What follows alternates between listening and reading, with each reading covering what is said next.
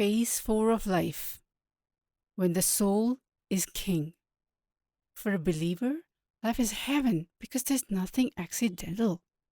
While for an atheist, life is hell because he is the reason behind everything that went wrong. An intervention of the super kundalini to bring order from a chaos. The Lord Indra, the demigod of natural forces, is sitting in an assembly surrounded by all his advisors, consisting of the best heads together to come up with the best diplomatic way of informing Mayuri that she has died by mistake before her time, which means she has to go back. But since it is their fault, they feel they owe her a personal touch by giving her the pleasure which comes only by seeing the Lord's lotus feet. Looking at the beauty in Lord Indra's face, tears of joy were covering Mayuri's face. Lord Indra, one of my favorite humans, Mayuri, we all are here to tell you that the special job for which you had to take birth is still not complete. Due to an unanticipated mistake, you will have to go back. Human Mayuri, lies, my lord. My enemies must have poisoned your ears against me by giving you incomplete information. As whatever work I had to do, my co-worker who works with twice my speed is working on it already. There is nothing more left on earth for me to see or do. Lord Indra smiles, his mysterious smile at her. Lord Indra, I'm not referring to these toys, which are doing an excellent job in distracting humans from their real duty of learning to do things the right way. Else, their illiteracy will become the cause of pralay, Sanskrit, catastrophe in English, which will destroy this beautiful creation. You may think you have seen everything, but really, what you have seen is less than a drop in an ocean. The reason of choosing you is not just because one of your many names is Grandma Baby Mayuri, or because of your talking skills, but because you have the right balance of experience needed of the East and the West, the right amount of exposure to the fire needed for coal to transform into diamond, which is needed to fulfill this special task. Human Mayuri, like every other incomprehensible riddle of yours, I'm at a loss to comprehend this riddle of yours too. Lord Indra, when the right time comes, you will understand the meaning behind my words. And even if I were to disclose it to you, is of little use, as it is a limitation of the human form that prevents mortals from ever grasping these special top secret level concepts. So, without any more conversations, go back to Earth and resume your life after this brief but important pause, and with my blessings, rejuvenated. Mayuri. O Devraj, the king of all demigods, if I am indeed your favorite, then will you grant me a wish? Lord Inder. I do not trust the cunning in you humans one bit. So first tell me, what is it? Mayuri. Please promise me to come to me periodically, not because every pore of my body rejoices in your presence, but because when I'm in need for direction, I can ask you directly. Lord Inder. I will not come, not because of the common assumption of human that I must have a stone where the heart lies, but because it is absurd asking someone who is already there to come. He smiles, his killer smile of all smiles. All answers are in you. All you need to do is listen. The only advice I have for you is to be patient and develop more trust in the Eternal's ways. Bin mange moti mile, mange mile na bhik. An age-old saying in Hindi means often we beg and still we get nothing, while other times when we are not even expecting anything, we end up getting pearls. A lot of time has already gone in conversations, so now go back to earth where a new life awaits you. Listening to the Lord's words, suddenly Mayuri realizes she's in presence of the one she has ever loved. And then tears of joy cover her face. And before even confessing her love to her true love, the Lord has already vanished, along with all her memory of this event. Dot, dot, dot. Injection of an angel to the rescue. With an embrace of the kiss of lips, she awakens. I found my seducer, I found my deceiver. I found my seducer, I found my deceiver. I found my seducer, I found my deceiver. Profound expressions indeed, teaching the world the two most appalling opposites, giving the world an image of eternity.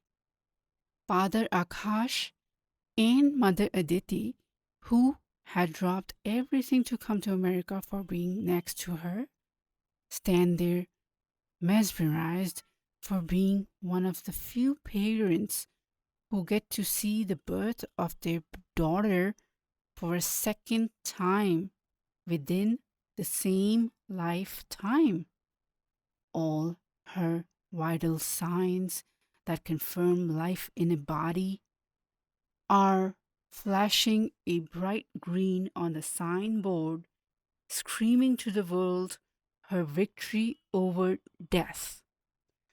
Her eyes are shining like the sun, body glowing as if she is the bride and fairies in their chariot pulled by colorful peafowls and reins made with ivy vines had descended straight from heaven to the earth to dress their Lord Inder's favorite for her bridegroom. Tears are dumb. They know no difference between pleasure and pain, thus expressing both extremes of emotion the same way in the form of a teardrop, leaving any sane mind wondering over their own state of mind if they were out of happiness or sorrow. all doctors, nurses, and other staff, crossing all boundaries of human form, divisions, unite to join the family and other well-wishers in rejoicing over the confirmation sign from the merciful that the mercy of the infinite is infinite, by singing and dancing to hymns that are now playing in full volume over the airwaves in the hall. All start sharing different stories of car crashes and how Mayuri is one of those few fortunate ones who just came out of fire alive. Her father Akash cannot help but wonder if her coming back to life is a form of validation of the statement from the scriptures that when someone has some important unfulfilled telos still left to do, person could will oneself back to life. Hypochondrial curiosity that killed the cat. Even when people are rejoicing, their inquisitive minds are already racing to find more about the secret, unconventional method that this young doctor used, who looks more like some Dr. Frankenstein's incarnate, bringing the dead back to life. The family are too overwhelmed with delight over their daughter's victory over death to give any negative thought towards the means that the doctor used, who is feeling so overwhelmed with anxiety over being caught for a cure which can destroy his whole career, life. When I entered the room, Mayuri was lying comatose, alone in the room. When my eyes fell on her face, the words of a poet started ringing in my ears. With an embrace of the kiss of lips, she awakens. In my mind started a conflict. If I'm successful, I win the highest honors, but if I lose all my investment in getting a medical degree, and possibility of a dark future awaits me. And yet, damn all red tape that has killed the doctor. I risked my all to breathe life in her with the help of the most potent fluid possible on earth, which the super kundalini itself has blessed us men with. Being judgmental, just look at it as an experiment which worked. How, like the wizards pulled rabbits out of their hat, I too pulled this miracle out of my hat. Long live the force of curiosity. Unfortunately for me, before I could even celebrate my victory, all the signs of life on the board started flashing wildly, startling everybody, including myself, and I got caught red-handed. Father Akash breaking the silence. We are elated beyond limits that your unconventional method did breathe life into a coma patient.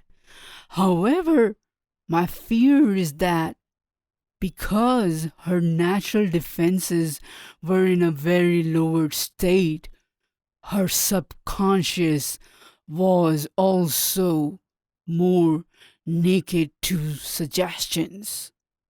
For you It is more about the victory of your experiment, but we cannot declare it a complete victory until we get a better picture of this experiment over the psyche of the patient too.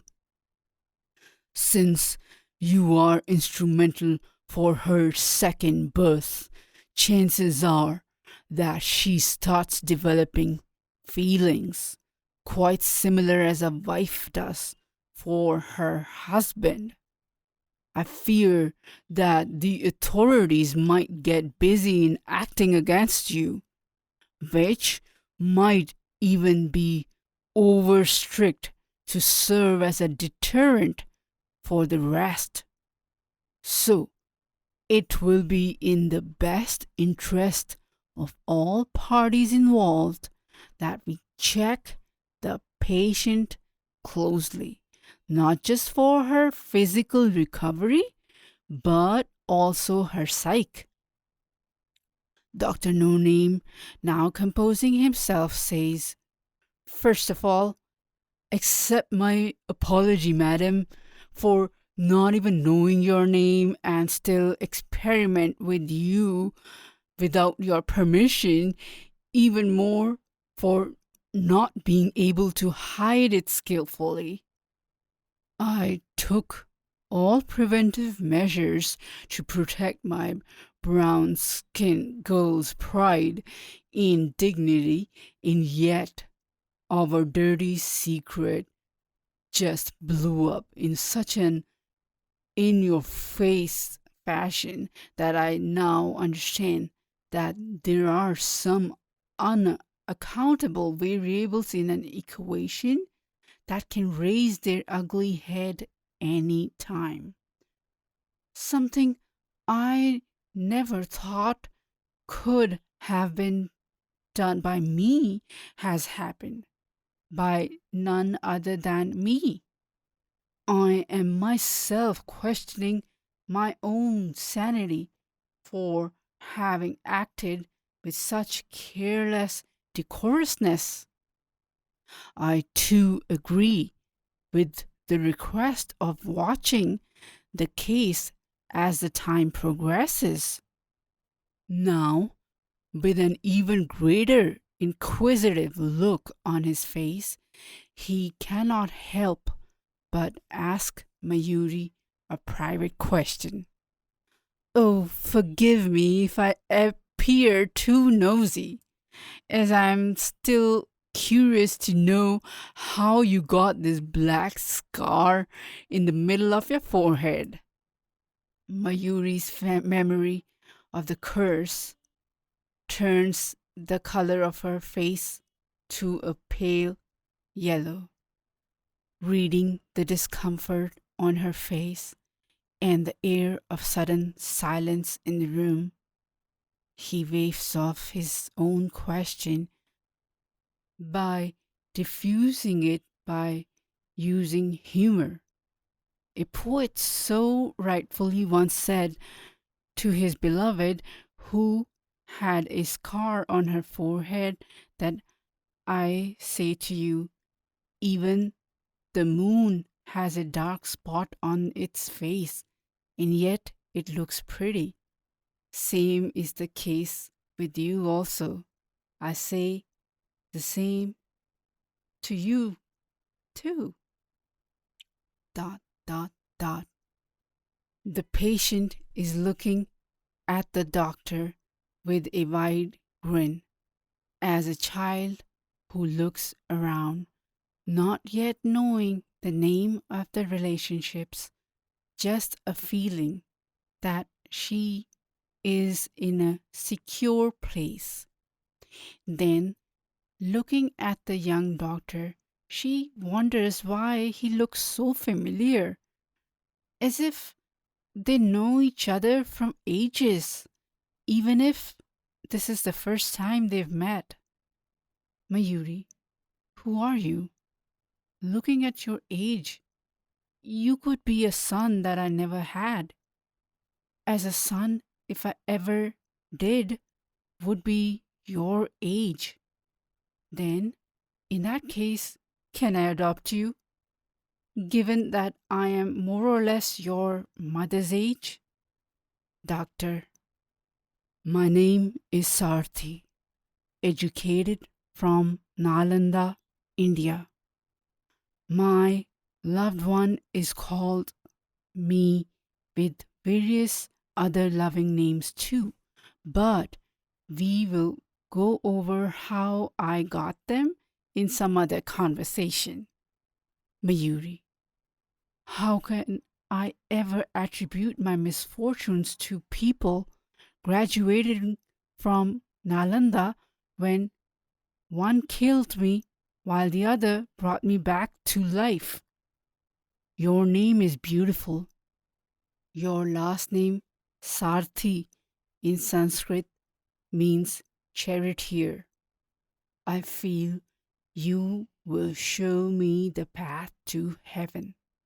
However, your name confuses me, as the first name Soren is Danish and the last one is Hindi, but you are from India. Please solve the mystery behind it. Sarthi, laughing, showing all his teeth. Thank you for the compliment. Regarding the secret behind my first name is simple. Philosopher Soren Kierkegaard's enlightening writings had a considerable influence on my mother's life. So, as a symbol of her affection towards him, she gave me this as my first name, Mayuri. Just when I thought nothing could surprise me, you come and wake me.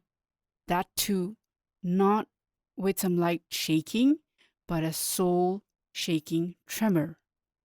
How beautiful is your body, and a soul that is even more beautiful. How can anyone not worship your enigma? How can anyone not want you? Every dark cloud has a positive aspect, and meeting you must be the silver lining to the whole tragic episode which put me on this hospital bed in the first place.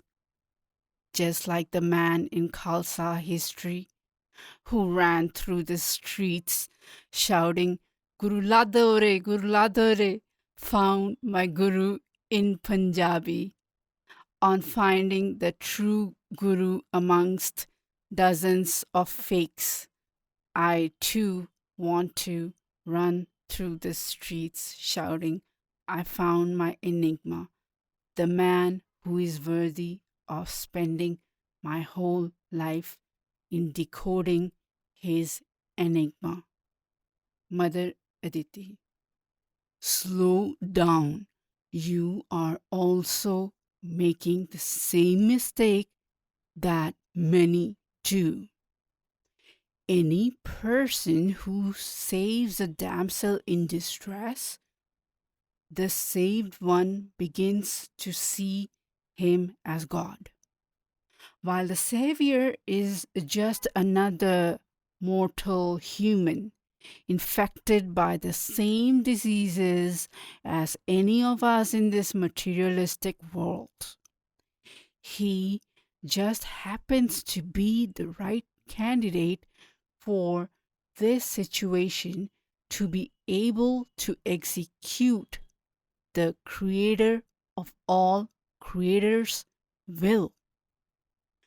As wise people always say, any decision made in the state of giddiness or in depression turn out to be most likely wrong.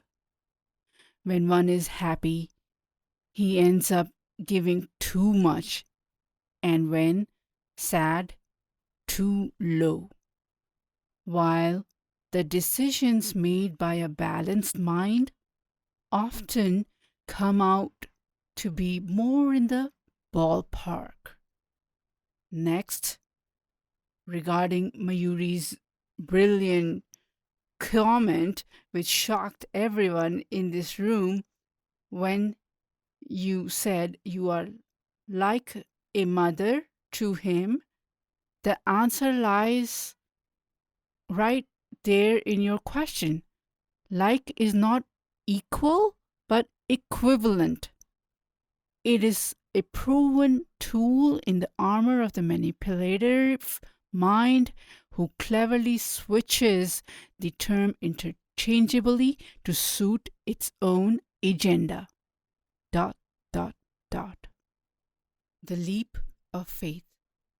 One of the most dreadful moments in anybody's life must be when an unexpected news of that one with who you do not share the same blood, but also memories from the golden years of childhood together, is now battling between life and death, which happens to be Chandrasekhar's experience now.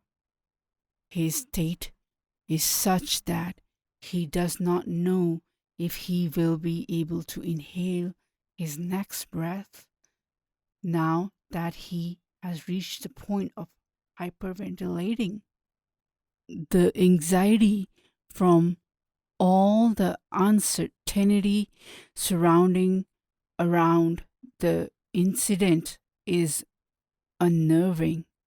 Still, he does not let emotions overpower him, as a lot is resting on his shoulders, like completing all formalities needed to see his sister from death. Since he's no doctor, so there is no point of him being around the patient, but at the place where he's needed the most, the billing department. So that is where he heads non-stop. On meeting the billing agent, he ensures them that they will not hesitate in using the right equipment needed, even if it be expensive, as losing his sister's life is a loss that he's not willing to bear.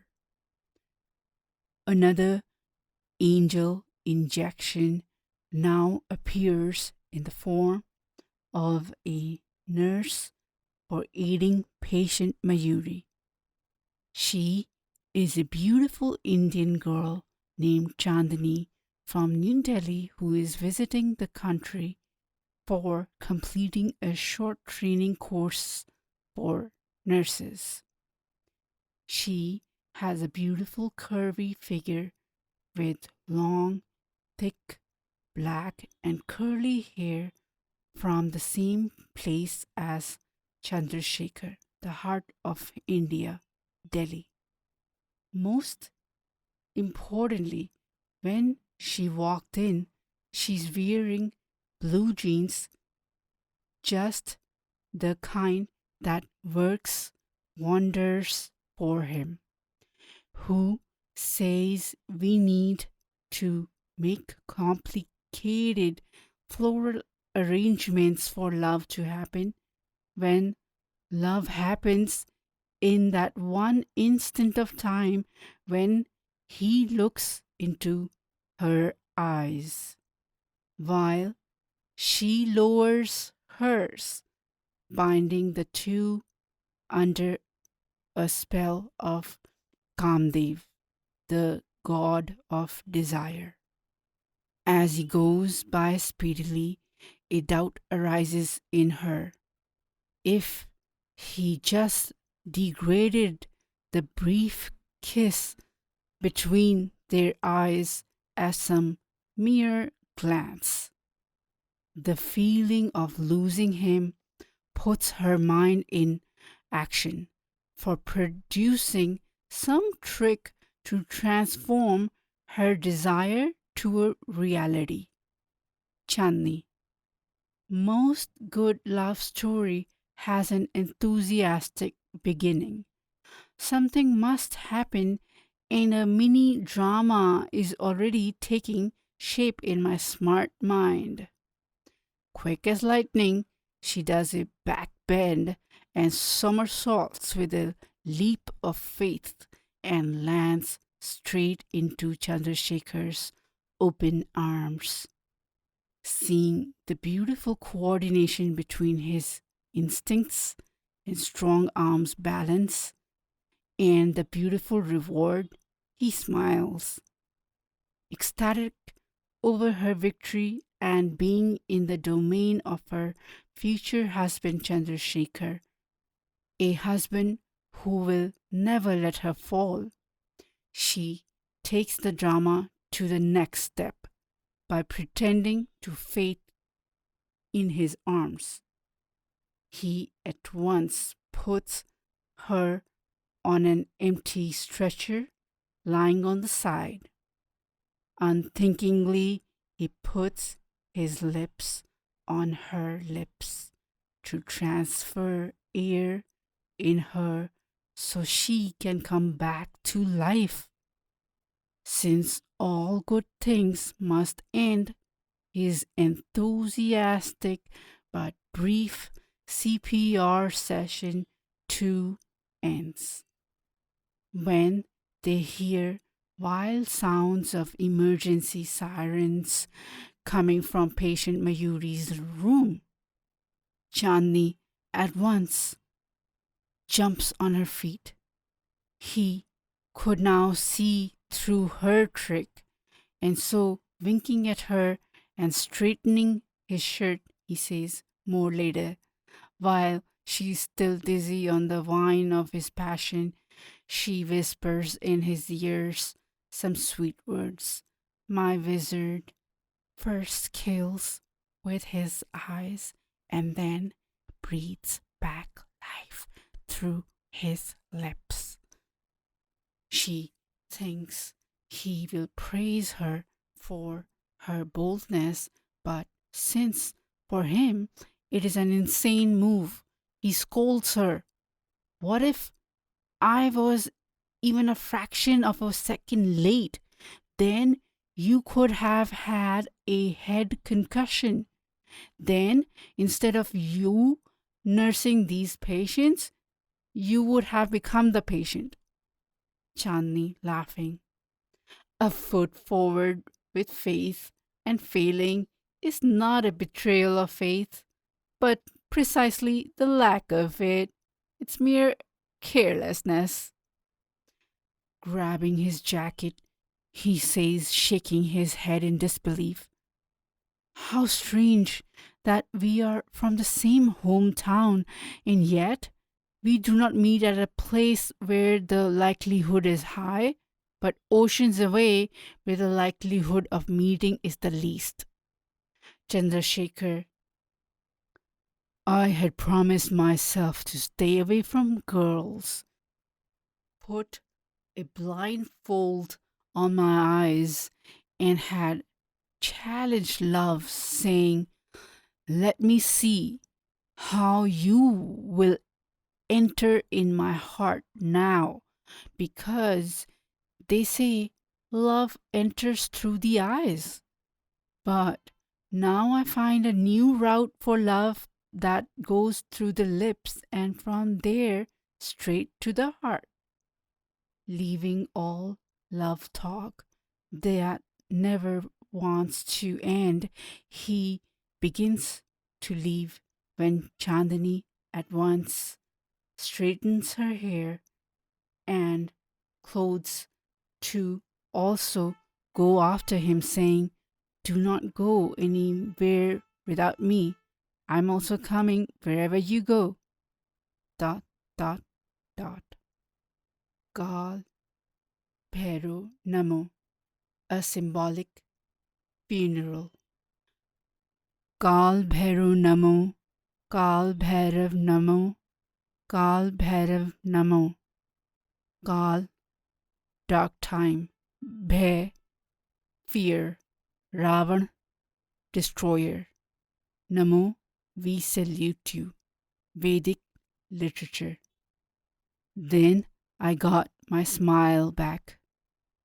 The rising of the phoenix. Yes, I can also be wrong.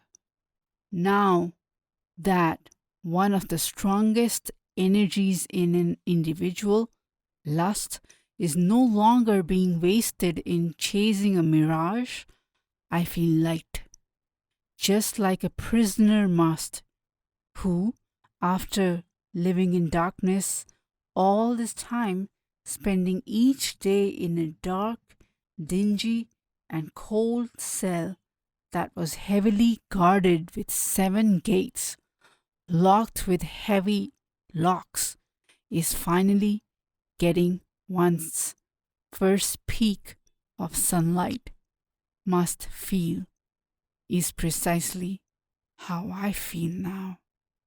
Chandi, the smart warrior princess. Then I learned subject Tantra Shastra, quantum science. Super Kundalini is not alive. People are not dead. I'm not friend. People are not enemy. Mayuri to Brother Chandrasekhar. The universe is me. The similarities between the way that our solar system is organized and the way that the smallest unit of matter in the universe, atom, is structured is the same. The sun is in the center of the universe, just as the nucleus is in an atom. And not just that, the planets revolve around the sun in the universe, while in the atom, the electrons too revolve around the nucleus the same way in elliptical orbits. So, does it not imply that we are the universe in a nutshell? That I am just another platitudinous attempt of the seducer of seducer to experience reality as experienced in this avatar as just Mayuri? ... Brother Chandrasekhar. So, in simple terms, this is how I understand the view from quantum science.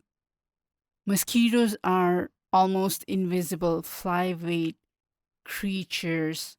Their movements are like a dance to some nerdy electric pulse around their victim, where in one moment they are on the left and almost like in the same moment on the right.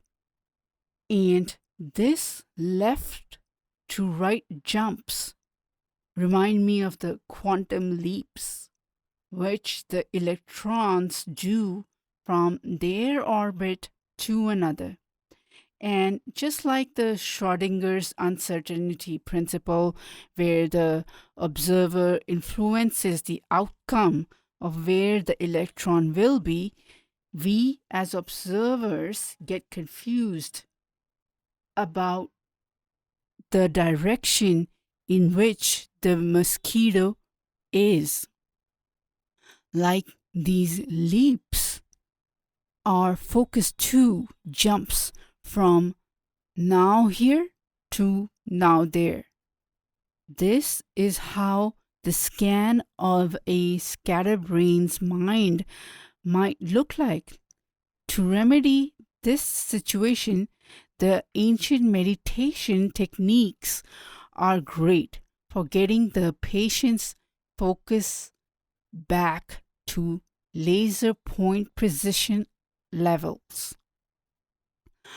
After regular practice, one will be able to master this art and begin to focus on the current task much better. Since the individual's current task while meditating is only breathing, one begins to enjoy just that. Since excess stress is a sure recipe for disaster for the individual, by being in the present, all the anxieties of the future or ghosts from the past cannot overwhelm us anymore. Dot, dot, dot. The ray of hope. Faith is like jumping into a high-risk investment without the fear and anxiety that comes from uncertainty component. Mast-mayuri, the intoxicated dancing peafowl in the rain. Mayuri, to brother Chandrasekhar, who better than you, who is not just my brother, but also one of the most successful hedge fund portfolio manager from New York City, to answer this fun question which just popped in my mischievous mind. Chandrasekhar, when I never reject anyone seeking my advice in my area of expertise, there is little reason for me to not let my own elder sister not take advantage of this offer. That's silly. Just ask. Mayuri. Okay then. Here is my question.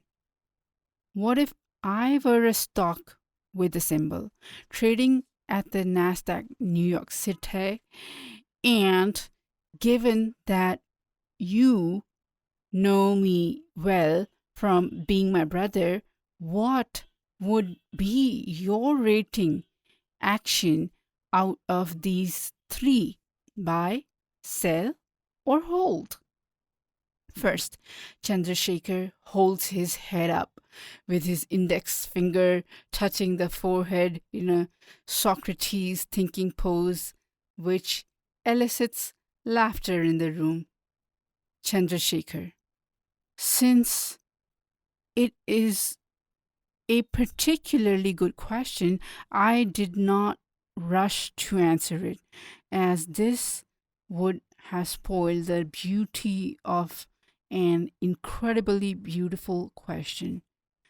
Do not think that the reasoning behind my statements is that you are my own, and so I'm trying to say things that to encourage you, as what I am about to tell you is backed by scientific metrics. Since for you are appearing from the life's ditch, the risk metric algorithms always look for these bottoms, as from this point the downside growth is little, as there is little room to grow, while the upside from here is unlimited, as there is plenty of room to grow. Thus, only a fool will have the courage to go short now, when all the damage is done.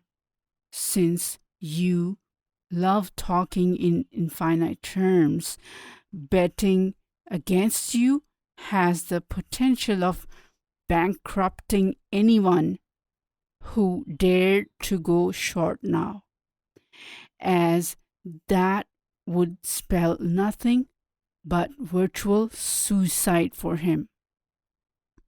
Therefore, my message to Mr. Shorty: you are digging your own grave, because if you dare to share short means you could never understand the destruction in a tornado.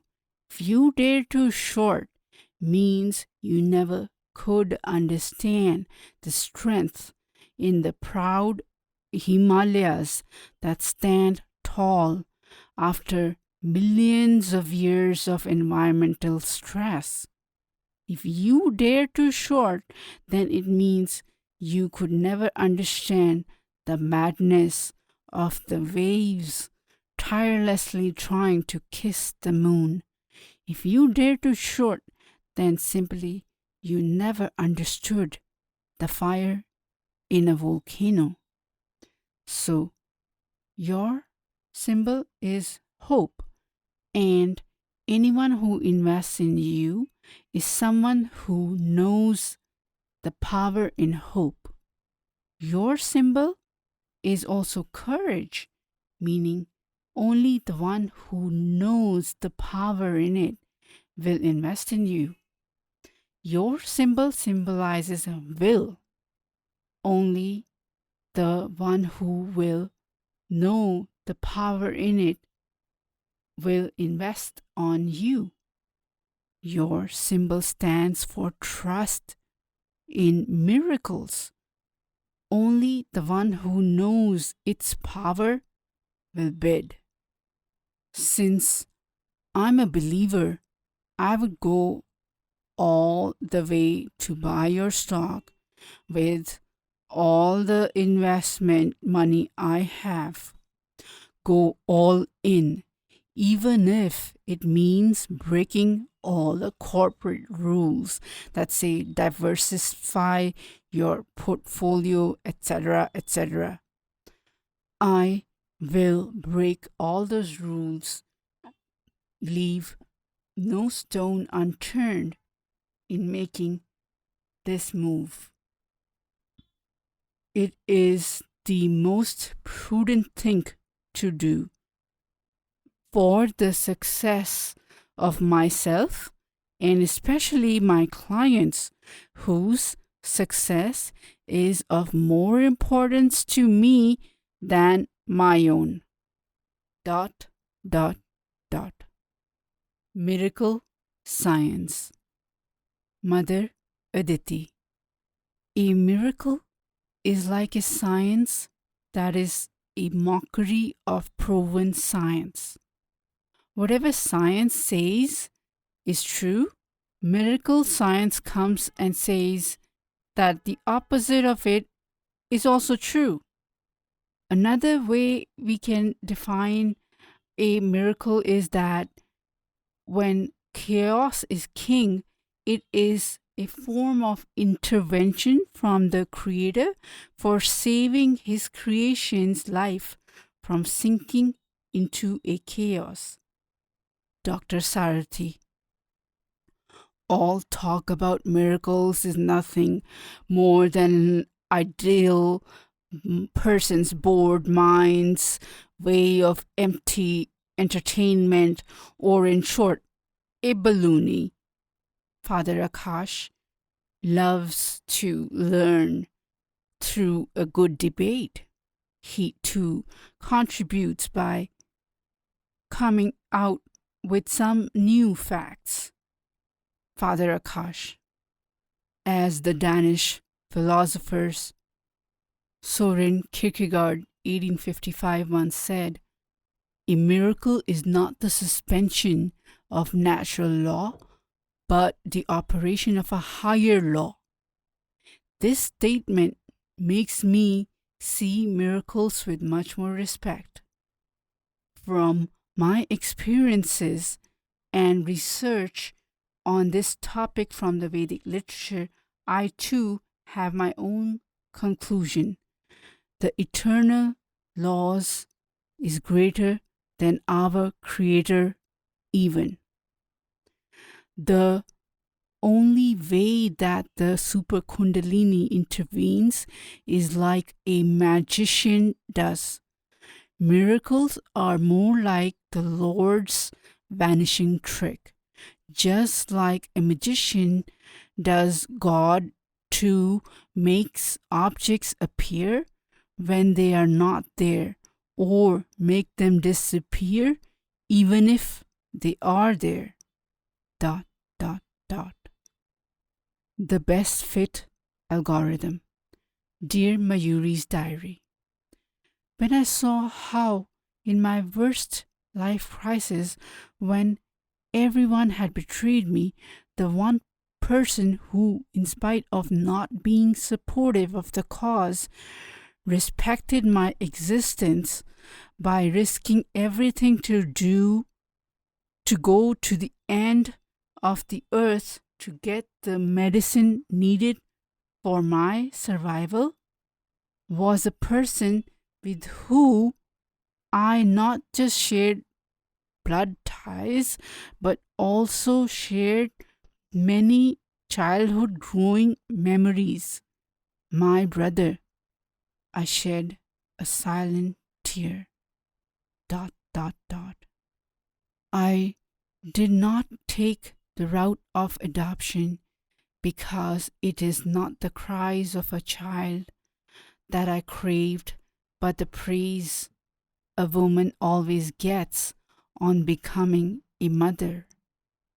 I know not why that even after seeing that I am fighting too hard in trying to get away by putting a square peg at a place where the need is of a circular one, I did not respect my body's limitations. It is only after coming out of this toxic situation can true happiness is not in getting things for which you are not qualified for, but in expanding your abilities, respecting the boundary conditions. Now I can see how running after a mirage was like having a noose around my neck.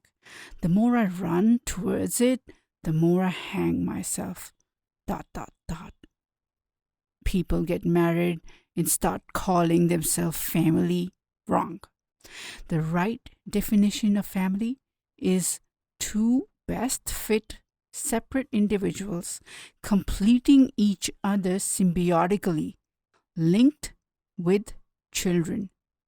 When traditional definitions proclaim it is trust between themselves that binds them, is either self-delusion or hypocrisy. This safety net, or in other words, family, are God-gifted gains. Thus, trust between a parent and child must be higher than outside strangers. Trust between the siblings even higher, as the choice is completely the Creator's gift. And finally, most trust should be in the super kundalini who run his complex algorithms for choosing for us the best fit womb for us, from which we take birth from. Now I can see how these great rishis who wrote mythologies wrote giving ideal values for people, which when followed work like chemical processes for domestic harmony. The work of these rishis is genius. I salute it. However, when I see their own lifestyle, their preaching is the same for everyone, but the way they live their own lives is completely opposite. So, the one who were to put full faith in the rishi, obeyed every word faithfully, became the great king of the people, but not realizing he just killed that rishi in him with his godlike powers. From this observation, I conclude that the smart way of living is to still use these guides, but more as a vehicle for initiation. Keep practicing and then go further with it so I can experience life to its fullest. Dot, dot, dot. Ladder for a leap. Investments, not gambling. Roll the dice again. Chandrasekhar. When even staying on the sidelines, putting money under the mattress is not safe due to the monster of inflation and other clever financial instruments such as demonetization, when becomes government policy, can easily devour the whole value of the currency, then it only makes sense to always look at every investment as another gamble. Now, you might suspect my sanity or start seeing me as your enemy when, despite knowing the fact that the stocks were one of the main cause behind your bankruptcy, I recommend that you roll the dice one more time. The reason I want you to stay in the game is that something that has the power to take you down from riches to rags must also have the power to take you back to infinite gains. Just try to look at it this way. Stocks are like playing with fire.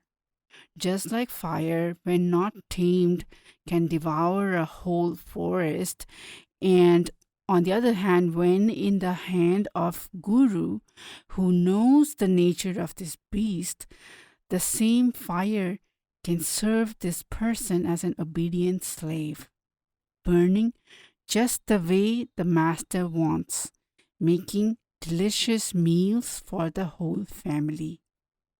Thus, do not blacken the force.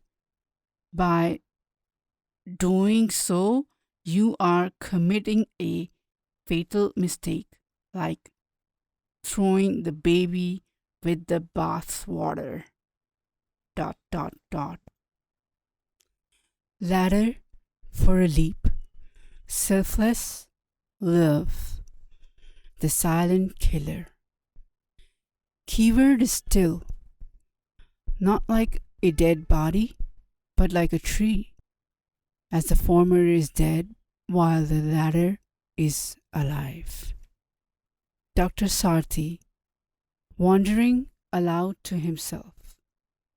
My mother should have forewarned me about this most dangerous killer of all in a woman's arsenal, silent lips and talking eyes. But unfortunately, she did not. Now I sit wounded. When I was sitting next to her, I sensed the nervousness and anxiety in her voice, so I told her to not say a word for a few moments, not knowing that those silent moments would prove to be the most dangerous of all.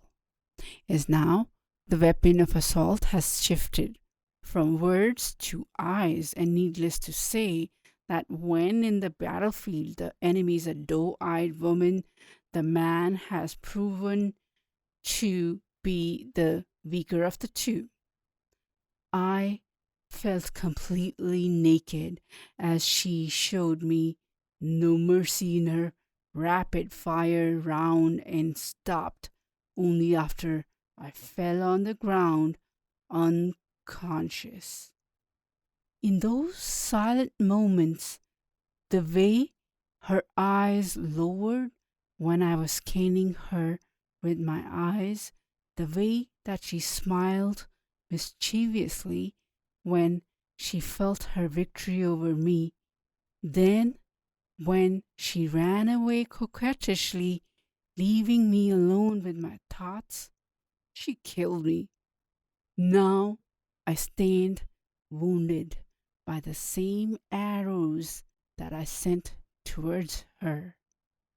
Mayuri, wondering aloud to herself, since the director of directors of all directions has blessed me with a second chance for life, it must have introduced this new actor in my life to enable me to let go of the past in order to embrace the gifts of future. I know not why every time that I look in his eyes, I feel as if since previous births he has been coming as a special mention in the most important chapters in my life. Dot, dot, dot. Children, behave. I'm so busy finishing up my sand castle that even if death were to come now, I will say with my most enchanting smile, 1 minute, just 1 minute, Mast-mayuri.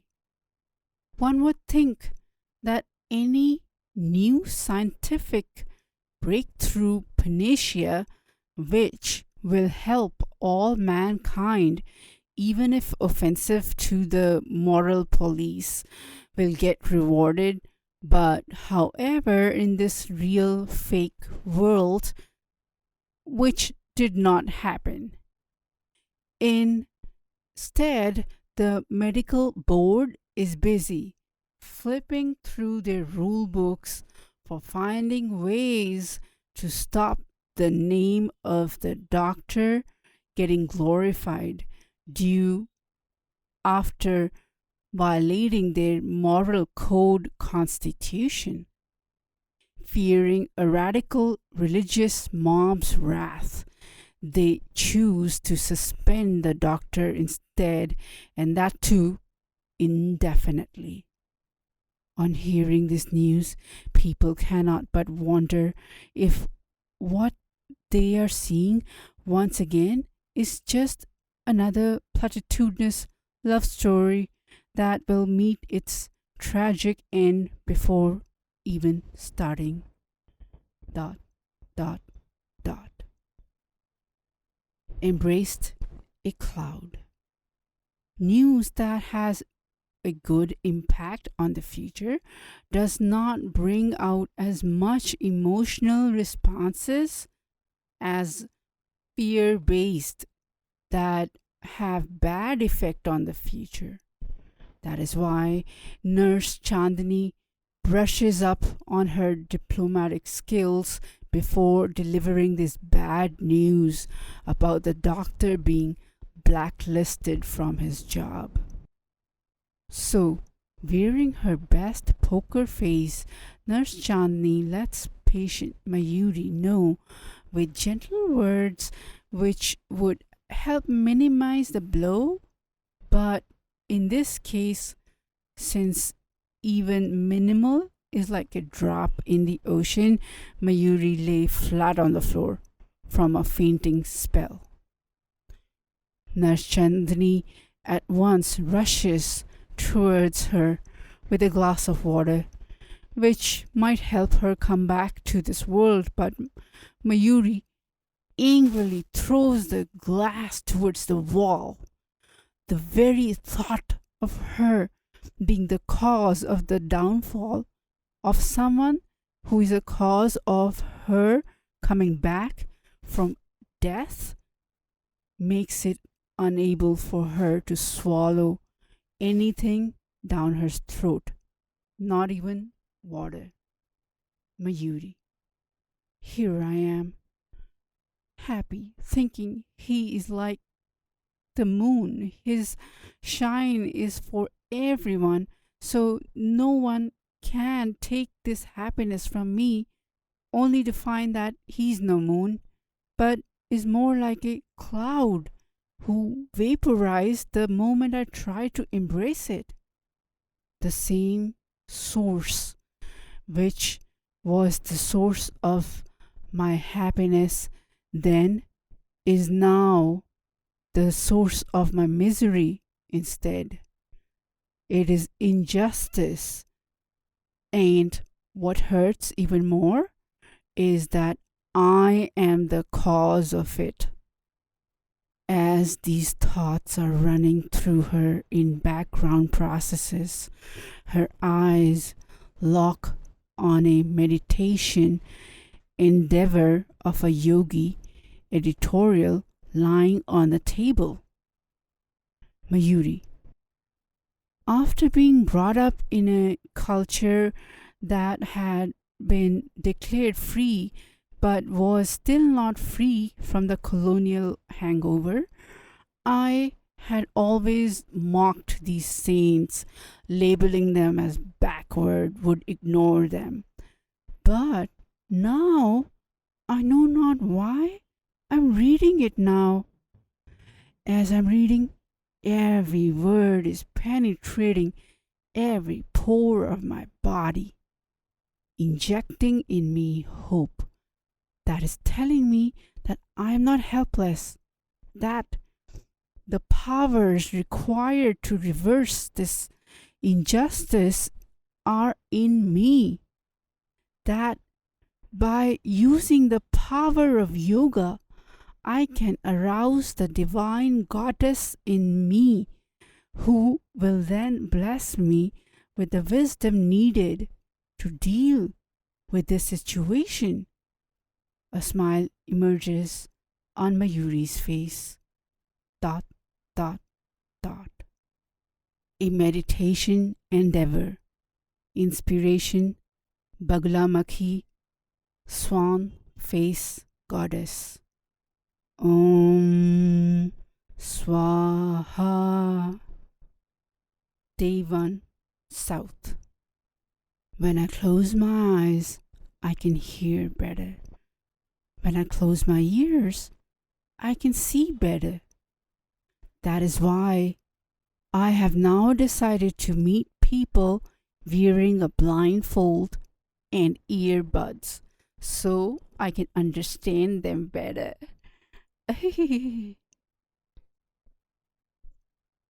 Dear Mayuri's Diary. First, a bow down to Baglamukhi, one of the 10 higher science goddesses from the Vedic literature, before I start with anything.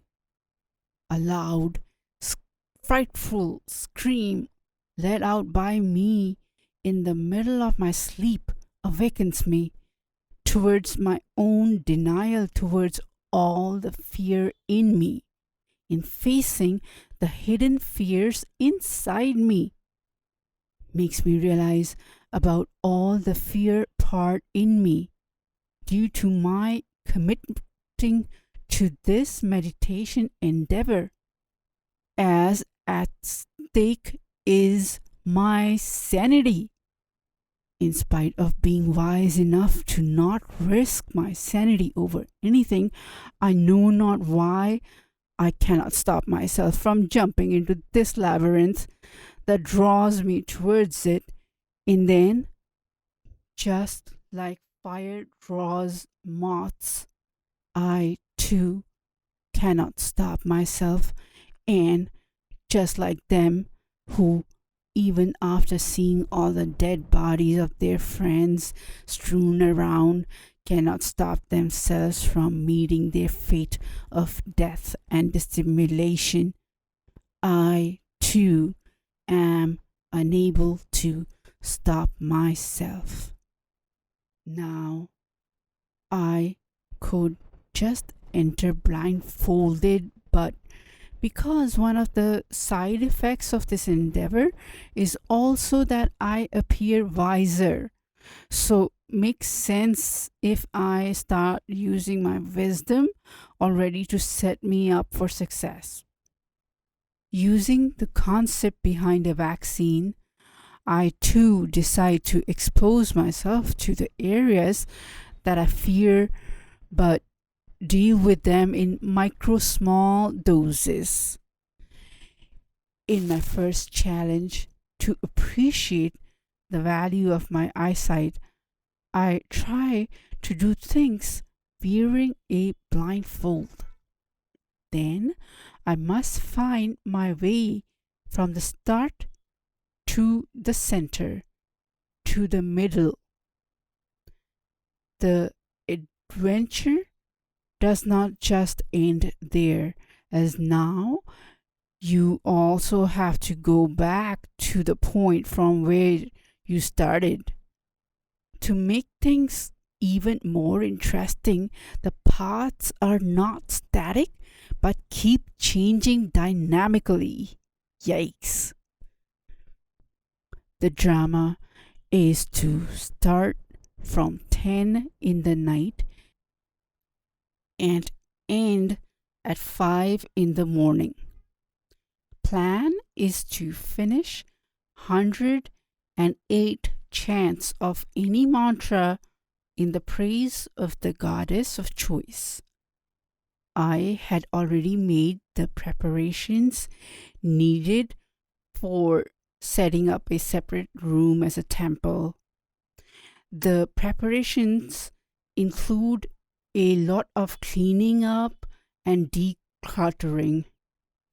Since I too believe with philosopher Soren Kierkegaard saying that purity of heart is to will one thing, I also give up all my other obligations so I can fully immerse myself in this one endeavor.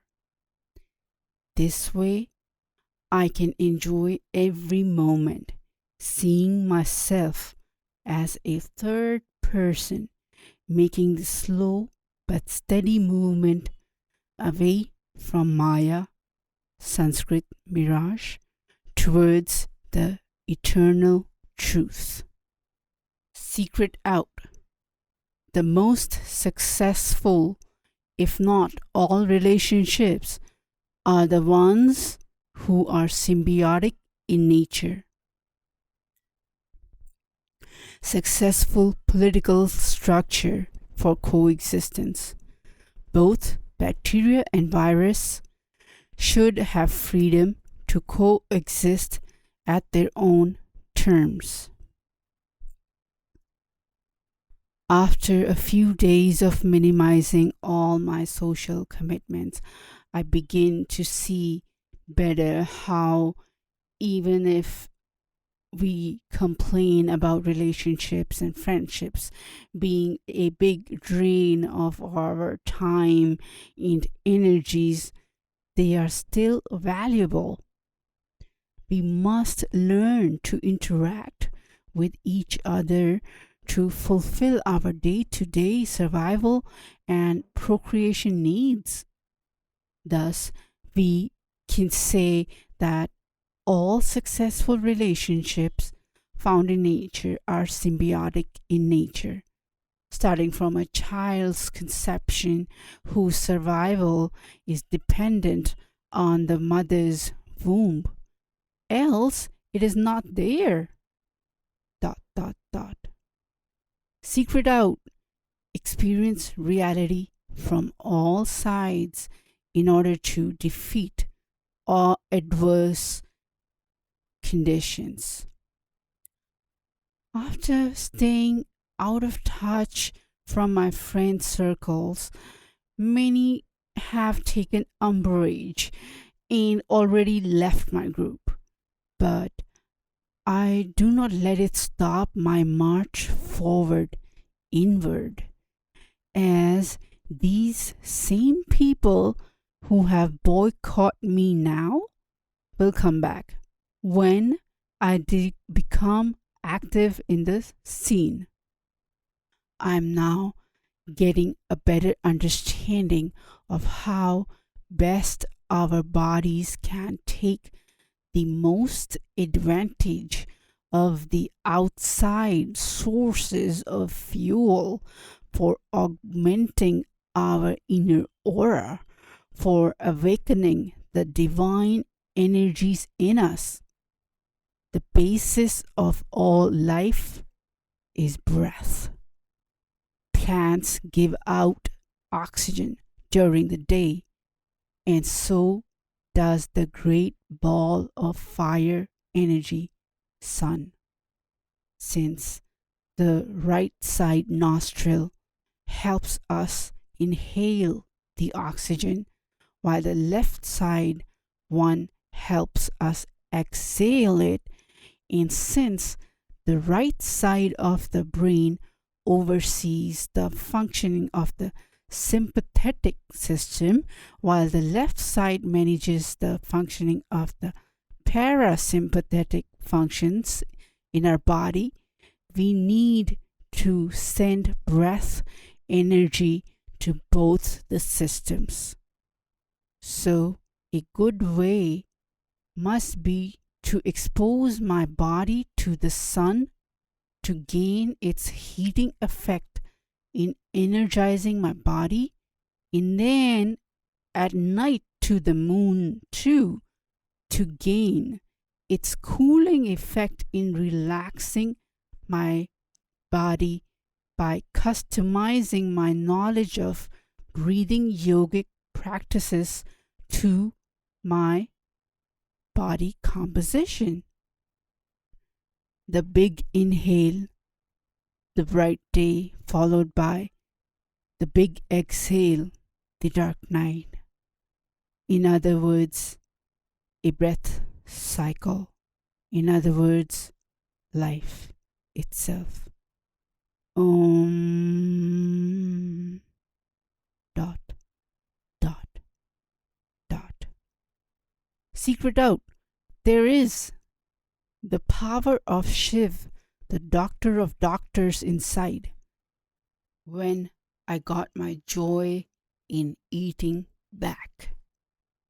Just the thought of having to go without my amazingly tasty and delicious meals laden with oils and spices is sending chills down my spine already. To tolerate hunger for someone like me who has never even dared to fight with hunger for even a day can prove to be overwhelmingly challenging, to say the least. And yet, after getting confidence from reading similar experiences, I keep moving forward with my fight with nothing. Shame on me for never giving this critical issue even a single thought and continued to sin without any remorse. I have been eating meat all my life, but now, because I have not eaten any of it from a good amount of time, suggests to me that I am weaned away enough from all the addictive substances in it to give an unbiased opinion. This is my balanced evaluation. The main reason that I will not forsake eating meat completely is that when God has given us canines for eating meat, it must be because God wants to keep that choice open for us, teaching us that for meeting survival needs, if there are no good alternatives, one can eat flesh of other beings. There are many instances in nature, like some animals like scorpion eating its own children. The main reason that I will forsake eating meat is that ever since I began to look at things from the perspective of energy, my perspective gains more weight as it now captures, like an X-ray machine, the inside story. Whenever an animal is killed, the body of the animal is now a snapshot of all the energies experienced at the end. Since they can see unnatural death for themselves coming, they must experience anxiety and fear hormones run through them, which means when we consume the same flesh with trapped fear hormones, we too are bound to reflect what we eat. Then, when we consume it, we introduce the same negativity in us by proxy. No surprise then that the multi-trillion meat industry wants us to see animal flesh as the only source from which we can fulfill our daily protein requirement, while the truth is that animal protein is not even a complete protein. Also, harmful viruses and microbes spontaneously generate only on animal meat. As much as we would like to believe that we can defeat any vaccine with a vaccine, we cannot, as the virus will then mutate, and then we will have to waste more efforts and money in producing another vaccine. Thus, the only way out of this unending ennui is to adopt a vegetarian lifestyle and start a revolution that will help regulate the practices followed by the meat industry. Much to my surprise, after being on a diet of coconut milk mixed with its pulp and about 1 or 2 dates here and there, I'm experiencing a burst of energy like never seen before. I now realize that all this while I have been eating more out of fear of losing muscle mass and other lies. As a result, even if my body has not sent any hunger signal, I am still eating non-stop. Busy lifestyles has robbed me of all the pleasure in eating. As a result, I am doing a bad job in chewing, and even worse, by stuffing my body with all kinds of food with negligible nutritional value, just to keep the streams from my hungry stomach in check. I am now in control over my hunger and not the other way around. On pondering over the matter more deeply, I can find a link to my own experience that happened with me just a few days ago. I had a severe headache and had ended up eating some foods that I'm allergic to, but because of my recently acquired knowledge from yogic principles that teach us to accept pleasure and pain with equal respect, I too decided to not run for any external help till my face cannot hide my pain anymore. Since I'm aware that a lot of body recovery process happens while sleeping, I made a conscious effort to sleep. Next early morning, around 4 o'clock, I had a strong urge to get up as I felt a running diarrhea has said without my permission, and the fear of ruining all my luxury bedding helps break my deep slumber. I was sitting on the toilet bowl, seeing death close to me. Then an urge to throw up made me run to the shower area. There I just fell on the floor, but my third eye kept seeing myself without me making any effort. With one automatic reflex thrust like action, all contents inside came outside. For me to dismiss this magical moment as some accident would have proven to be my loss only, as in this incident lies a proof for me that the power of Shiva, the destroyer of enemies, lives in me, that there is a doctor in me and who is actively working to restore my health. At that moment of feeling the presence of Shiv, tears of joy erupted and covered my whole face. Then I realized that when I am taking painkillers, I'm only treating the symptoms and not the cause. And what good is that when the power of Shiv, the doctor inside me, has the intelligence of killing the cause of the pain from its root?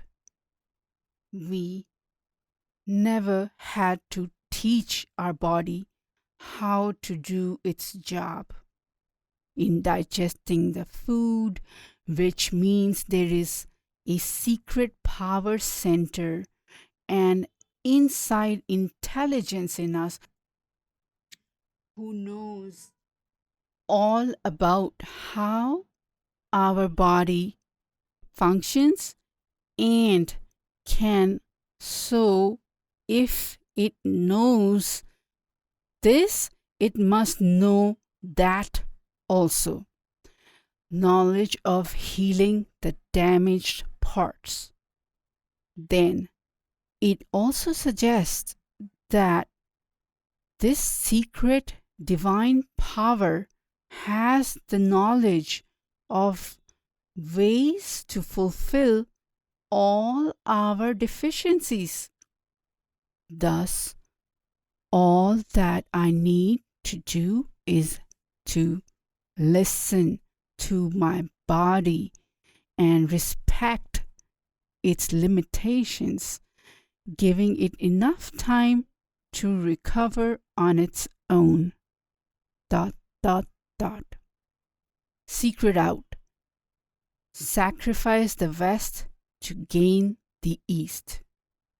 True happiness is when both the right side and the left side are united without trampling each other's uniqueness. I am awake early to do my sun salutations. I catch my eye pupils red-handed darting again and again with great speed towards the internet device lying beside me, revealing to me a dangerous addiction which works very slyly and devours most of my time and focus. My gateway to Maya. In other words, to all my social connections from my past, present, and the wannabes who want their presence in my future via all these great social networking websites. Thank you, the Goddess of Wisdom in me, in helping me discover this costly mistake in time, as here I am trying to go east, inward, while this addiction is strong that it has the potential to ruin all my effort by putting me at the opposite end instead, the west, outward. Since I can devote my body's resources towards enjoying only one side at a time, I will have to sacrifice one to gain the other. By no means am I downplaying the importance of relationships, but more often than not, the time when you need their support, even when they want to help you, they cannot, as they might not have the required skill set for to fulfill your need. But when you are working on your inside, the possibility of a higher return on investment is high, as then we are not relying on people with their schizophrenic tendencies, but on the superpower of the super kundalini. I see how, as my ability of taking on more stress increases automatically, like magnetic forces, we too start attracting the right people from whose company we both can help the most symbiotically. I use the important lesson in it towards helping me in forgiving all people who left me when I thought I was still weak to bear the loss, as now my aware eyes can see that what I assumed to be my insult was a huge favor, as it is only because they left is that I am still alive. How would it have killed me? As the one who left me is because that person was indeed the stronger one. And so for me to piggyback on that person to also enjoy the joy that comes by only flying at those high levels where the lung power is still not ready for those levels, I would have died instantly.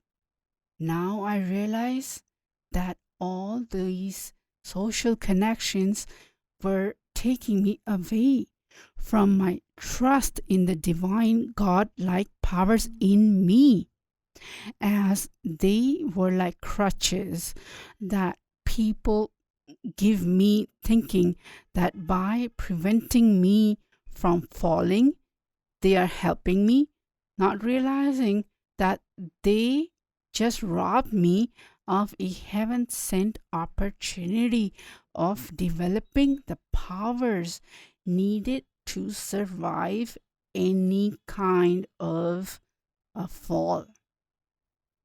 Thus, I sacrificed West to gain the East, while the West I thank for keeping the yoga flame alive by showing the world some unmatched jaw-dropping performances. Dot, dot, dot. Day 13, North. As I'm at the last day of the endeavor, I check my mails, and to my surprise, there was a mail from the medical board lawyers. This helped bring my focus back to the main reason I started this: the worldly survival concerns be fixed. On seeing the content of the letter confirming my victory, I know not why I am having a hard time accepting that all this is no coincidence, but a blessing in the form of these favorable conditions which will help get what I prayed for. At this point, I leave all further analysis of this topic to invest my energies towards conquering new frontiers ahead. Dot, dot, dot. India, home. Welcome, welcome, welcome. Even if my stepmother has pampered me, showered me with way more than I ever expected, yet I know not why my eyes still look longingly in my birth mother's direction.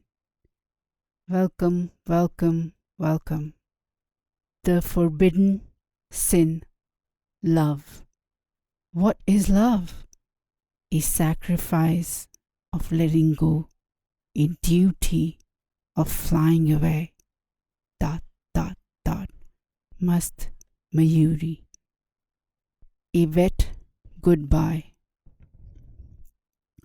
After long, busy days in the hospital, Chandrasekhar and Chandani finally get a chance, even if it is to say their goodbyes, when Chandrasekhar's virility and Chandani's entangled feelings of love meet. Then it only becomes a matter of time before the intoxication levels from the wine of lust reach prohibited levels for driving that can only have unintended consequences. She says her dry goodbye and begins to go back. As she's walking, a fear and anxiety grips her, and she begins to wonder about the cause behind the unrest. Chandani thinking, good things go quick. A groom is also a commodity in the end. If a good bid comes from some other party, he could be gone. All this while I have been under the impression that trickery is evil, but most of my friends who used it by cleverly extracting promises, exchanging rings, indeed got the man they wanted. So I see no evil in using the same tricks when the cause is a noble one. And what more noble than marrying a man who possesses all the qualities of a good father? And if we get married with Vedic rituals, then our union might even continue for several lifetimes. Once this thought comes, her feet cannot stop till they lead them to him. Leaving all her womanly hesitations, she does not let prying eyes disrupt her run towards her sweetheart. What if he has already boarded and the doors are already closed for all passengers? Now she spots him walking alone in the runway towards the cockpit of the airplane. She recognizes him from his back. Seeing her love, her pace hastens even more. The run seemed would never end, but it does. Her efforts get rewarded when she embraces him from the back, and then when he turned around to see her face, the surprised smile on his face gives her happiness worth millions. His body is now hard as a rock. He asks her to go into the bathroom and wait for him. She obeys with a shy smile and goes towards the male restroom, but unintentionally bumps into another male friend who had also come to send off Chandrasekhar. The male friend thinks she must have made a mistake, so he starts telling her directions to the female bathroom instead, which she already knows. She stammers, manages to say some white lies that will save their secret from not being a secret anymore. Standing in the men's bathroom, anxious thoughts grips her. What if she were to faint right here in a men's bathroom? Or what if he changes his mind and does not come?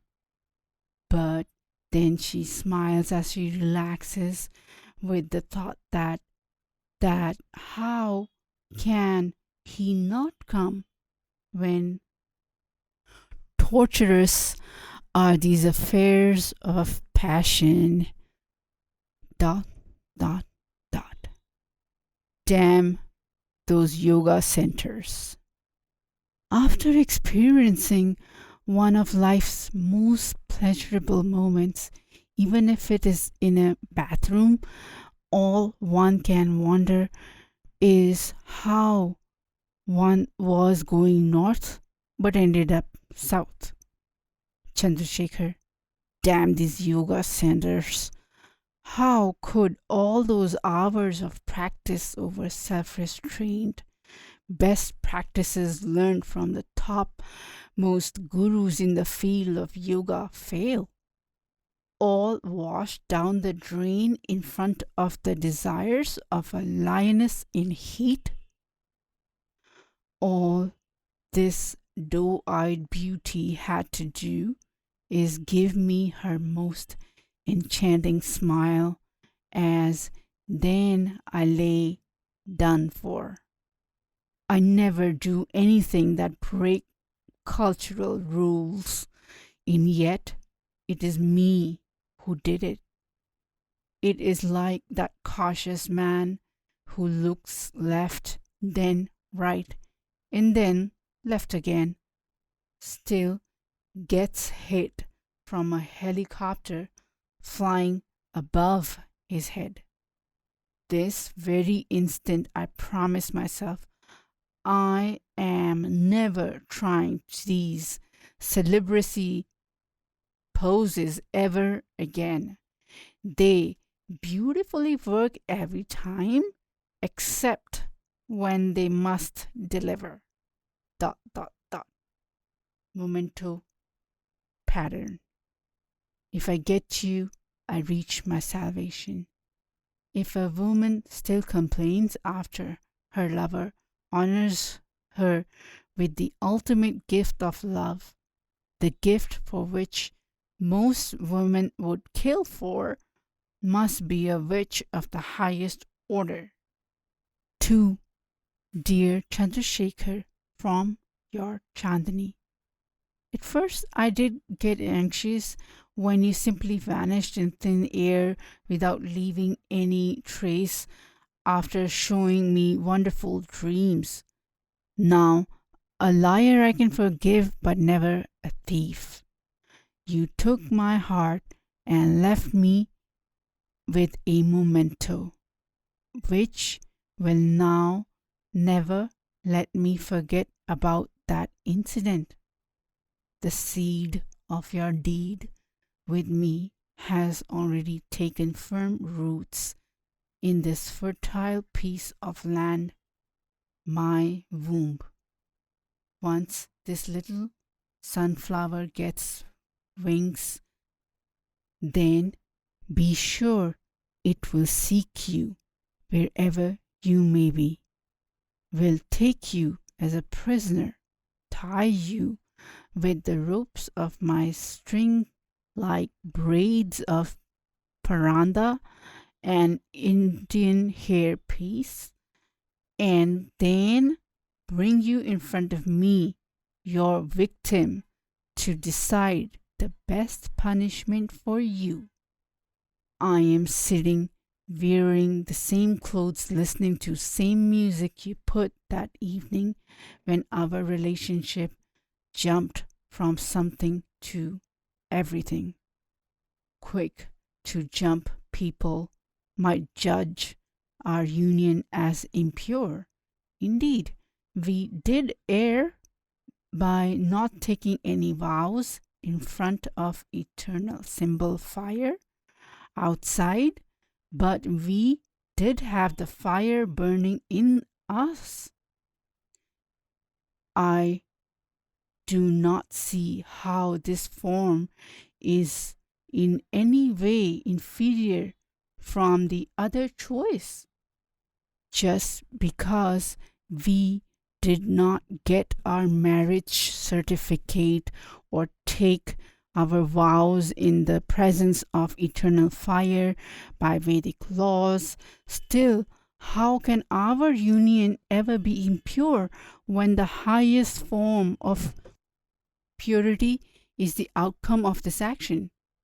As a woman, I too am blessed with the divine virtue of patience, just like an egg in a woman's body does not go anywhere. It waits for the male's snake to come. A true feminine beauty waits for the proposal from the man. Still, because of the circumstances, I give up my nature, transform into a man, and propose to you for marriage. If you let the moment pass, then there is little choice left for me other than to marry this other man who is wealthy beyond limits, even if old. He is willing to give the child in my womb his name and fulfill all the monetary expenses needed to bring up a child. He himself cannot have any children due to medical problems that often come with old age. The similarities between him and you are so high that I often mistake him as someone husband by proxy of mine. I do not fear that old man, but the cunning devil that sits in me. My emotions are like wild ocean waves now, are vulnerable and might take any path that offers least resistance. Here is where I need you. Save me before I take a step towards a path that does not lead to you. Now, do not test my patience anymore. Just come, following the heartbeats of your baby that is developing in my womb, and save me from disgracing the essence of life, love. Save me from my evil thoughts, your forgotten would-be wife, Chandani. To dear Chandani from Chandrasekhar. Begin. Topic: Memento pattern. Begin. Quote: if I get you, I reach my salvation. If a woman still complains after her lover honors her with the ultimate gift of love, the gift for which most women would kill for, must be a witch of the highest order. End quote. To dear Chandrasekhar from your Chandani. At first, I did get anxious when you simply vanished in thin air without leaving any trace after showing me wonderful dreams. Now, a liar I can forgive, but never a thief.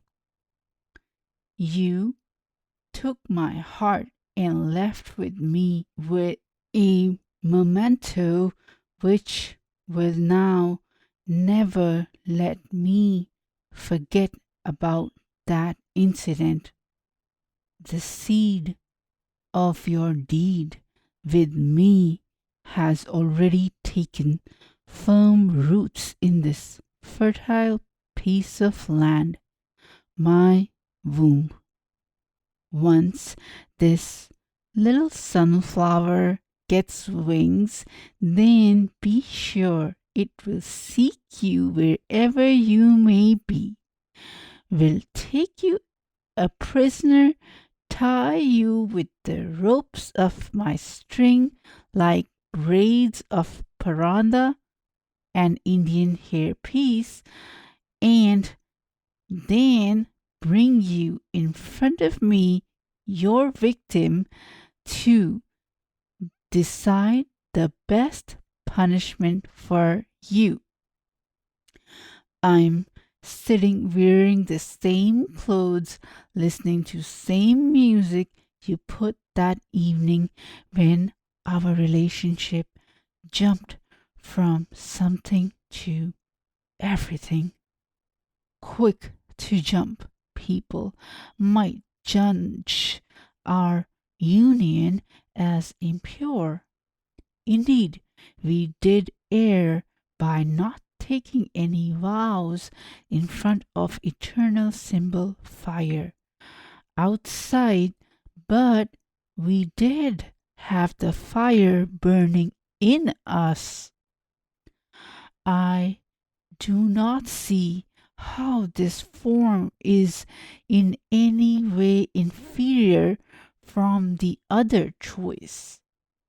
Just because we did not get our marriage certificate or take our vows in the presence of eternal fire by Vedic laws, still, how can our union ever be impure when the highest form of purity is the outcome of this action?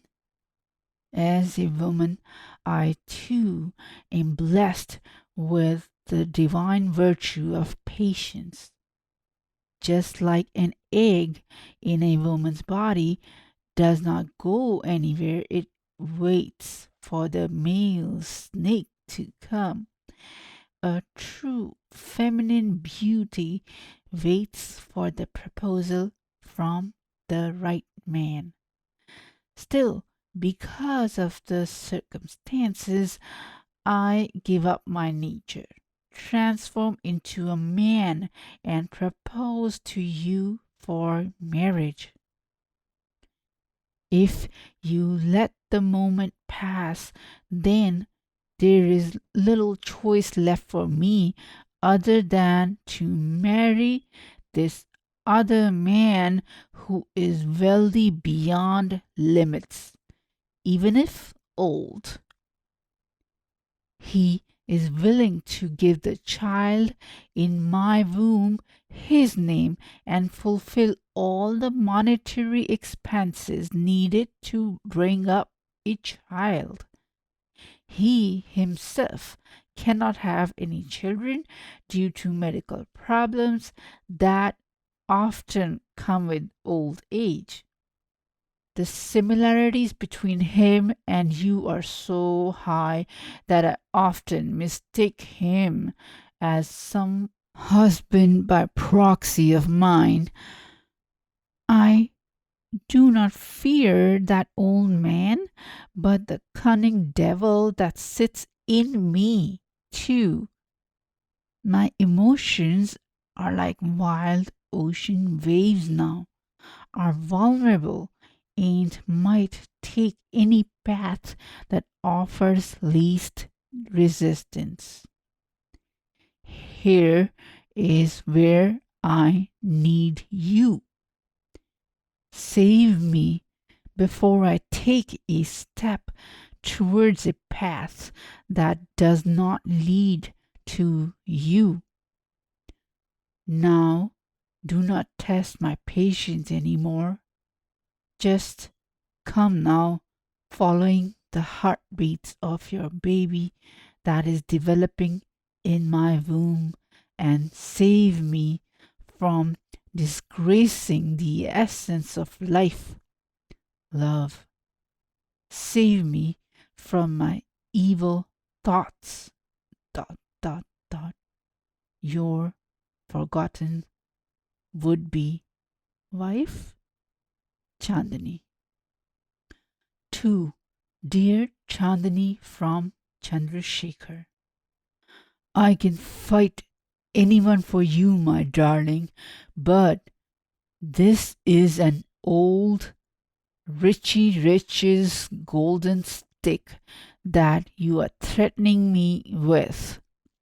This can make any man wet his pants.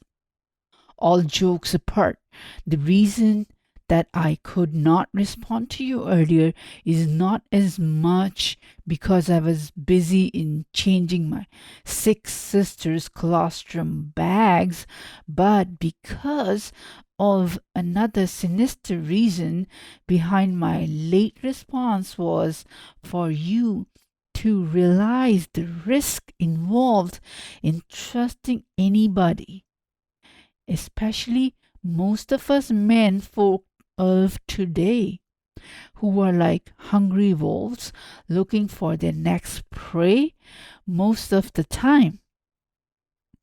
Please do not make any hasty decisions and then regret later. You are still incredibly young. Do not think that after one, the desire for another will not arise. But if you lock yourself with someone who has less energy, you are only jumping into a very toxic situation.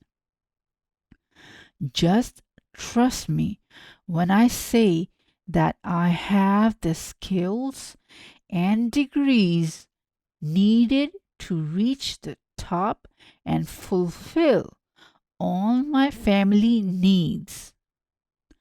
I'm a Kshatriya warrior's blood in my veins, and I am not one of those cowards who will run away and blame others for their actions. I will start on working on planning for a formal marriage ceremony with you that will follow all rituals and traditions set by the Vedic laws for our benefit. Your proud going to be husband, Chandrasekhar. End topic.